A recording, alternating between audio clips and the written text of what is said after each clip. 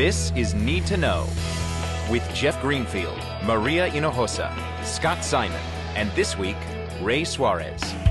On this edition, you've heard about the fiscal cliff, but what is it really?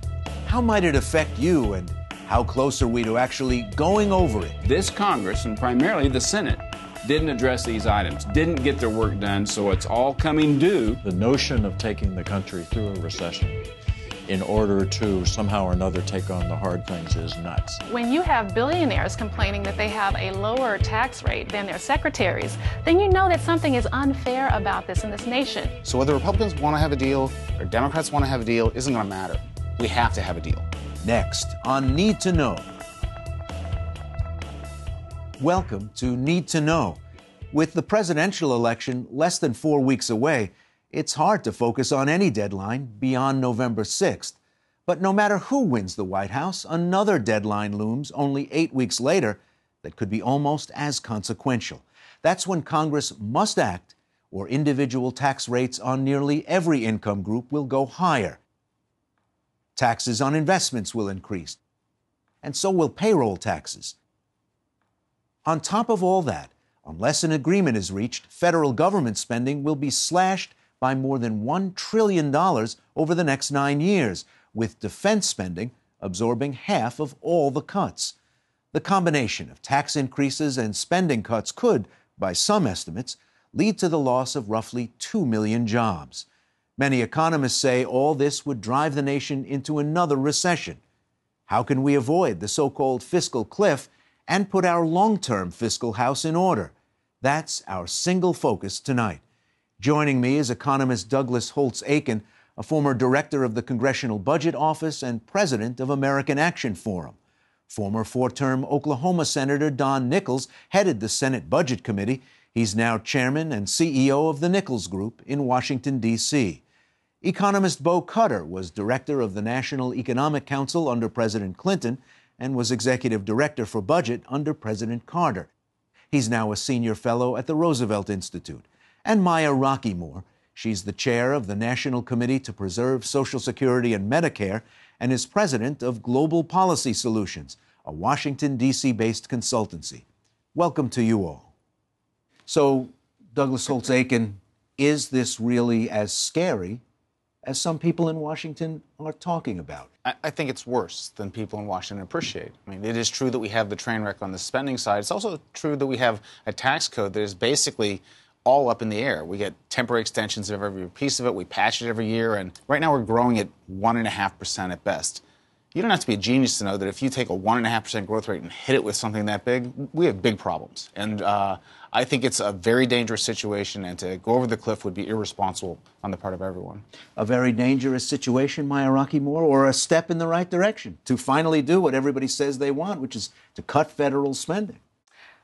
You know, Congress came up with a Rube Goldberg-like structure in order to deal with this issue. And now we have a situation where Congress was playing a high-stakes game of chicken with the president over the debt ceiling, and they couldn't work it out. They thought that people would come to the table to do the right thing, and it hasn't happened. We do face deep deficits in debt, and so we definitely need to look at revenue increases. However, I'm not saying that sequestration is the answer, because it's like going into a very fine, it's like doing heart surgery with a hatchet. Well, Bo Cutter, isn't it likely that we're going to do the easy things and not really go after the hard things? The notion of taking the country through a recession in order to somehow or another take on the hard things is nuts. We are on a verge of a cliff, and to risk that on the bet that somehow or another a lame duck session of Congress, which is going to be a zoo, would solve these problems in any long-term sense just is not in the realm of reality. Ray, just a couple of comments. One, was in the Senate for 24 years. There's more pending, more work to be done in this lame duck session than any time in the last 3 decades, for sure. We have enormous tax increases that are going to hit the economy right between the eyes. And to get specifically, there's some of them that, people haven't even focused on. If nothing's done, what happens? Well, you're going to have, on investment taxes, you have capital gains tax going to go from 15 to 20. Whoops. President Obama's Obamacare added 3.8, so it goes to 23.8 effective January 1. Tax on corporate dividends for individuals goes from 15 to about 44, almost a 300% tax increase. That's January 1. That's because this Congress, and primarily the Senate, didn't address these items, didn't get their work done, so it's all coming due. All has to be dealt with in lame duck. So here comes, it's time to pay the piper, and some of these taxes are going to go up. Absolutely. I'm actually not sympathetic, Senator Nichols, with some of the tax breaks that you're talking about, because the reality is that they're too low. When you have billionaires complaining that they have a lower tax rate than their secretaries, then you know that something is unfair about this in this nation. So if we're talking about capital gains, take it back up. And if you're talking about levels, let's go back to the Reagan era levels. Let's go back to the Clinton era levels. But what we have historically low levels now, and frankly, our country needs the revenue. But quick responses. There are two different problems. There is the problem of what's the right tax structure for the long run, which I would agree with a lot of what Maya has said. There is the problem of what do you do for the 1st of January of this coming year. And that you cannot go through those tax increases right now with the economy in the shape it's in. So that the Congress is going to have to do a very difficult thing. It's going to have to walk and chew gum at the same time. I think he's right about those two different problems. I think Don's right about the tax policy. But I think the most important thing to remember is that the fiscal cliff is hurting this economy right now. We're already hearing defense contractors and non-defense contractors for the federal government talk about how their contracts are going to be cut back. They're going to be layoffs. Their workers are nervous. We're seeing the impact of potentially higher taxes. We hear firms talking about putting their acquisition plans on hold. We're growing pretty slowly already, and this is yet another danger. Second thing that will happen is we're already going to have a payroll tax increase for sure. The sunset's going to go away. We're going to have the new taxes in the Affordable Care Act. They're going to go up. There's probably no way around that. That puts a premium on making sure the rest of this doesn't happen, because if we go into a recession, I promise you we'll get no deficit reduction. There is just no way in a recession after the experience we've had that a Congress is going to say, hey, you know what I feel like doing? Let's raise some taxes and cut some spending. Won't happen. Part of the problem with this conversation is that we talk about the federal budget. We behave as if there's a lot of different places to cut that bear some looking at. But mandatory spending for Social Security, Medicare, and Medicaid totaled more than $1.5 trillion in 2012, and that's almost half of all federal spending, which means that unless you want to go there, and most Americans say they don't, there's not a lot of other places to cut over the next decade. Doesn't any grand bargain on deficit reduction have to tackle entitlements, particularly given the fact that we're about to have a demographic wave break over our heads of people just probably a little older than Doug and I? That would be me, yes. Well, I'm in that group, too. I'm in that group. But I'm not. And I should tell you that I'm very concerned about the fact that people are talking about substantially cutting and dismantling even Social Security, Medicare, and Medicaid in this nation, because we have a generation of people coming up who will absolutely need, we have a retirement crisis in this country, and they will absolutely need those benefits. With that, there are ways that we can actually address that without cutting benefits for those who most need it. And the primary way that you get to solvency under Social Security is actually raising the cap on wages. Most people in America don't know that high earners, those who earn above $110,000 a year, are not paying Social Security FICA taxes on that amount above $110,000. By raising that cap, you get 75% of the closure in the long-term solvency issue under Social Security. Under Medicare is facing a solvency crisis that is more immediate than Social Security. But we have an issue in this country, and it's only been partially resolved by the Affordable Care Act, and that is the issue of rising health care costs. That is what's driving the challenges under Medicare. We've got to get that under control. This discussion is honorable, but divorced from fiscal reality. Right now, Medicare runs a cash flow deficit. $300 billion more dollars go out of the Medicare system than come in premiums and payroll taxes. It is falling under its own financial weight. It's a disservice to future seniors to have a system that won't be there for them. Our plan in Social Security is to cut benefits across the board during retirement for future retirees. That's how it's kept solvent on the books. That's a disgrace. Both of these programs, in the interest of future seniors, ought to be fixed so that they're durable and don't threaten the country with enough red ink that will actually have big problems. Quick point. There at least 2 points here. The first is that the current growth of the entitlements, Social Security and Medicare and Medicaid, is a growth rate we cannot afford. And we don't have a clue at the moment about what the political solution to that is and how to solve it. But there's another problem, is that within 20 years, our federal budget is going to consist of interest on the federal debt, the entitlements, and defense. And that's it, which means that everything you ever heard about government, whether it is NASA or whether it is the parks or whether it is investment in infrastructure, goes to my most recent calculation was about 3% of the federal budget, which means that our government in the track it's on right now, not only can't afford it, but it won't be able to do any of the things that we think a positive government is for. The defense industry, Senator Nichols, has been vocal that cuts in the Pentagon will directly cost an estimated 325,000 jobs. How much damage would it really do if we go over the cliff, if no grand deal is available to, at least in the short term, make the cuts that are called for by this deadline? Well, the sequester will affect defense. Those are big hits. They'll hurt the economy, certainly hurt defense, certainly hurt any contractor. Administration's now telling the contractors, don't notify your employees, but they're going to be laying off a lot. If Congress doesn't fix this, there's going to be thousands and thousands of layoff notices sent out January 1. Happy New Year. Because Congress didn't get its job done, didn't do its work. Now, spending on defense represents more than half of all the discretionary spending in the U.S. In fact, we spend more on defense in the United States than the next 13 nations in the world combined. Can we get our long-term budget house in order without cutting back on defense? Because that's been getting the lion's share of the attention of what's going to happen when we go over the cliff. Absolutely not. But you have people who actually agreed to the sequestration and who are now backing off of the defense cuts, saying that we need to only focus on non-defense discretionary items.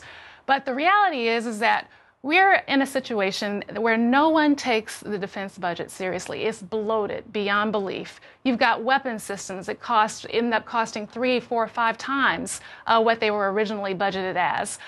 You've got waste, fraud, and abuse in the defense budget like you wouldn't believe. And so there's a lot of cutting to be done on the defense side of this that many people don't want to take on, and it needs to be prioritized. Quick point. Yes, the rate of growth of defense over the long run is going to have to slow down.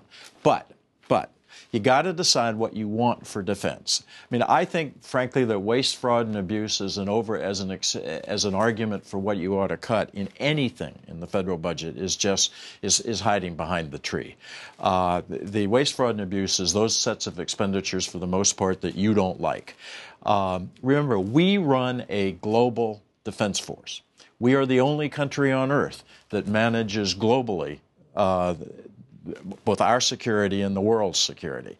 I think that one can look at it and one can raise all kinds of questions about what kind of defense forces we want, but you've got to come to basic grips with what do you want to do with defense. And as nearly as I can see, there's no other nation on earth that's willing to provide the security role that the United States has shouldered for the last 60 years. Remember, when you talk about the defense budget, it's not all planes and tanks. The Pentagon has, in a smaller version, the same problem the federal government has. It's got rising retirement costs, it's got huge health care costs, and we're not going to cut the military's health care. We're not going to cut the military's retirement. So there's a lot of that budget that's really off limits. Now you're down to some really tough choices, as Bo pointed out. The idea that there's just easy cuts in the Pentagon is really overstated. Let me move on, because President Obama points to his budget proposal for 2013, in which he says his plan cuts the deficit by $4 trillion over the next decade, partly by raising taxes on high earners. Is this a serious starting point for any grand bargain, or is there a sort of line in the sand that cannot be crossed? Well, a couple of comments, Ray. One, that is very misleading. His $4 trillion in spending cuts wasn't over a decade; it was over 12 years. Over 10 years, it was about 1.6 or something. So that's very, very important. I mean, if you want to get into the budget weeds, You have to be consistent and so on. And yes, you have to put everything on the table, defense, entitlements, taxes, you name it. I happen to be a big proponent of tax reform because I think you can raise more money with lower taxes. When we cut capital gains from 28 to 20, guess what? We raised a lot more money. Could we go back to the Clinton era levels of taxation on incomes over $250,000? Well, just 2 or 3 comments. I like going back to the era, or the Reagan era of taxation when it was 28%. I think that would be better. But we worked with the Clinton administration. Republicans actually controlled Congress, and in President Clinton's after 2 years, from 94 on, and we did some things. We did pass welfare reform.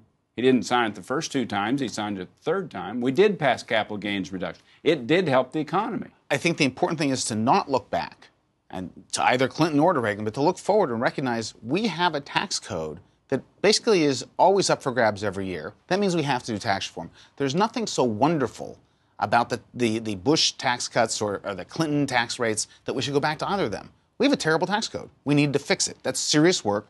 It should be done, but it can't be done in a lame duck. Right. And it can't be done. Can't be done in a lame duck. You know, so you got to get there. Let me put it this way, because nobody wants to play with higher rates yet, but I'll keep asking till somebody does. How come we can't just say income is income is income? Whether you get up at 7 o'clock in the morning, put your clothes on and go to work, and then at the end of a week or 2 weeks get a check, or whether part of what you've earned over your whole lifetime is sitting there busily making money for you, and you don't actually have a 40-hour-a-week straight job anymore, and that's how you're making your money? What would change if we said income is income is income is What income? would change is that the wealthiest individuals among us would feel like they're getting more money taken out of their pocket that they're currently getting untaxed. And the reality is that we actually should treat unearned income as we treat income that comes from wages. We need to look at this in a balanced way, and we need to consider the needs of middle and working class Americans too. Governor Romney has said he would cap federal spending, cut tax rates across the board, while getting rid of some tax deductions, and support a balanced budget amendment. Is this a serious starting point for an eventual grand bargain? Bo Cutter? The numbers aren't serious. It's already been shown in all kinds of analyses that there's no way on earth that you can lower the rates to the degree that Governor Romney wants to. 20% in most cases. And come out with anything close to his numbers. I mean, that's just a given. Now, if you want to generalize from that is it reasonable to cap the deductions or to reduce deductions, bring down rates, reduce expenditures? Yeah, but it's the devil's in the detail, and the devil is in the numbers. And the fact is that I hate to sound like this, but that is not numerically a serious proposal. Okay. Just to balance it, I mean, these are the same tax rates Bowles Simpson had. No one said that theirs was numerically impossible. So it's just wrong to say you can't do this. There have been equal demonstrations by Martin Feldstein at Harvard, by Harvey Rosen at Princeton, places that are serious about the numbers, that show that you can make this add up. What exactly would he do? We don't yet know. That's fair. But it's not impossible. And we do know that the route to success is tax reform. The route to success is entitlement reform. And the governor has put both those on the table.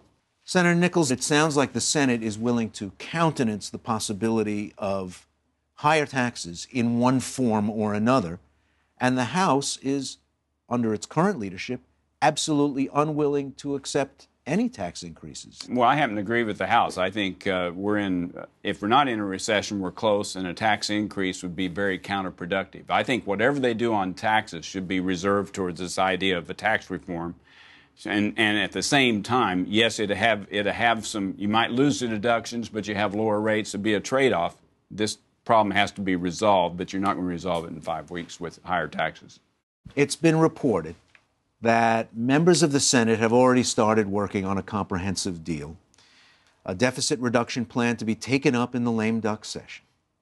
Is there any hope that some of the dysfunction of the past couple of years can be worked out before we hit this fiscal cliff? In short, can you believe that we can make a deal? And I'll just go right across the table. Bo Cutter. I think there's a deal.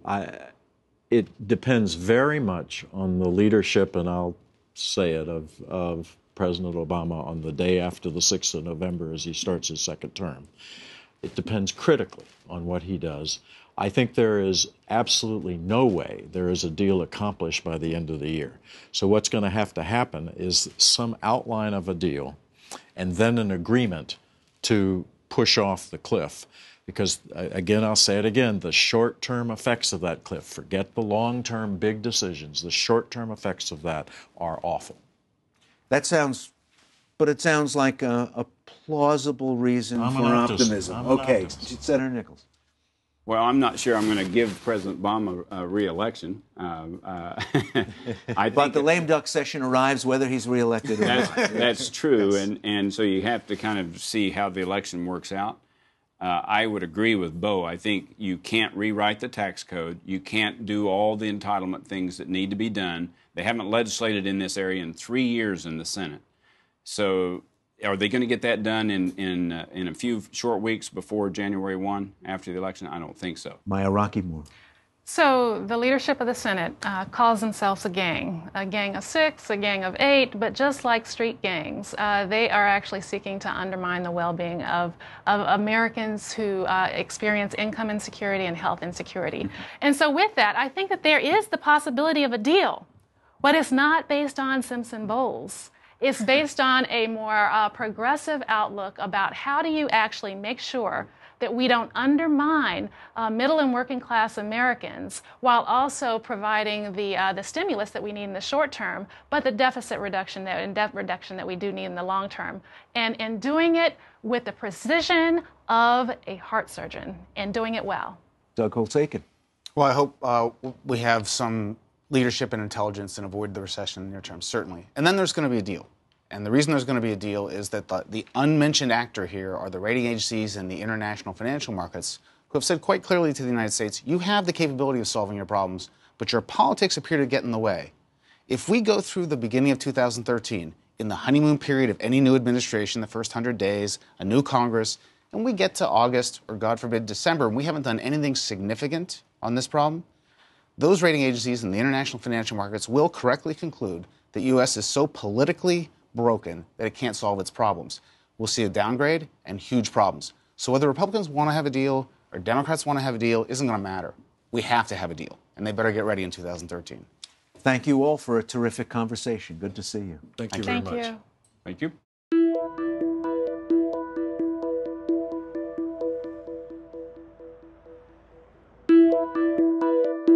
This is Need to Know.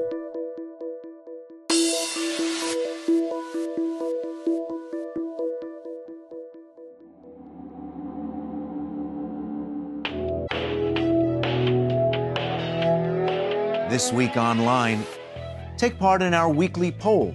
The topic, your taxes. Let us know what you think and why. Visit pbs.org/need-to-know.